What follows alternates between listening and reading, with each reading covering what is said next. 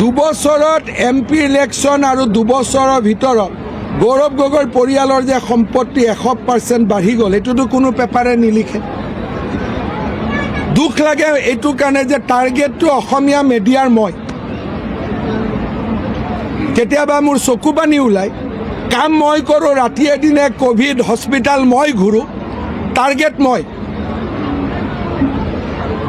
আৰু গৌৰৱ গগৈ পাকিস্তানত bank account আছে, চিধা কাগজ দেখাই দিলোঁ, তথাপিতো আপোনালোকে বিশ্বাস নকৰে। তাৰমানে বাপেক ডাঙৰ হ'লে চব মাফ। আমাৰ দেউতা সৰু আছিল কাৰণে, সাধাৰণ আছিল কাৰণে আমি একো কৰিব নোৱাৰোঁ। এইবিলাক হৈছে দুখৰ কথা।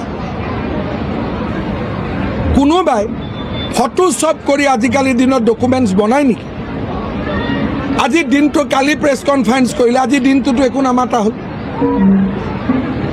এতিয়া ইয়াত এইবিলাক আছে, প্ৰতিদিন DUI সুধিছে নেকি আজি ধৰি পেলাই যে গৌৰৱ গগৈ কালি আপুনি ইমান ডাঙৰ ডাঙৰ কথা ক'লে, আজি কিয় মুখেদি নামাতে? আপুনি কোন পেপাৰৰ হয়? ঈশান নিউজ।